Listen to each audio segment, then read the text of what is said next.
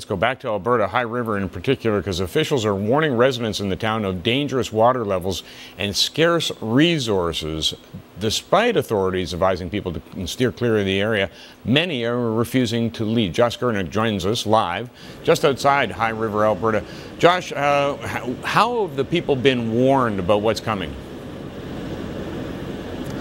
Well, Pat, they're making it as just as transparent as possible, going to the media, having police make the rounds. But the point is that this is a very special situation, because it's not like Calgary where this water has dissipated and now they're into the cleanup mode. And I can show you real quick behind me. Take a look at this big body of water right here. Okay, yes, this is water from the Highwood River when it overflowed. But guess what? This isn't the river. This is what's left over after the river breached, all right? This town is pretty much underwater. Now you can see that they've started to build some berms. That's that big dirt road behind me to try and make some sort of access to the town. But still, the 13,000 people that live here, they cannot go home. And that is very, very frustrating, because a lot of their homes are not underwater. They are standing. But the point is that if you were to go and look over here to where the town is, you see that a lot of it is underwater, and it's the fact that it's those the access points of where people cannot go in to run the city services. That includes things like electricity, like the running water, like even the grocery stores, all right? And so that means that when people who are staying behind want to try and go on with their lives, they can't, all right? Every single time that they flush the toilet, that sewage is going right out into the streets. There's nothing that they can do to help them. And so when they're saying to these 1,000, what they are saying to these 1,000 people that did decide to stay behind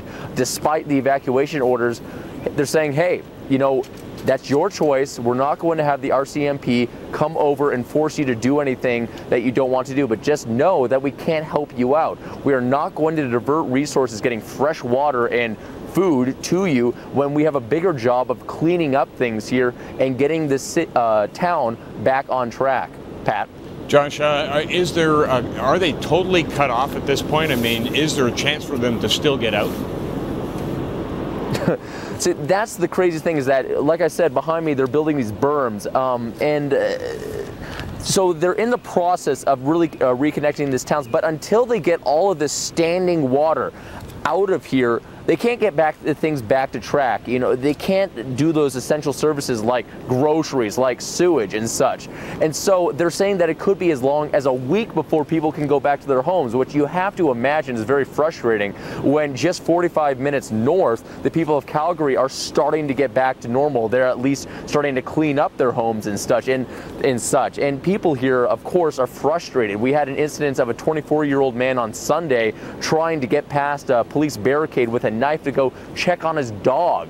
These are just simple things that people want to do. People want to get back to check on their pets, to get essential medicines, and yet they can't. And when they can go and look across this body of water to see and just look at their home that is standing there high and dry, you have to imagine it is just terribly frustrating. Pat? Josh, thank you so much. I see you're on safe ground, so stay that way. Will do. Okay.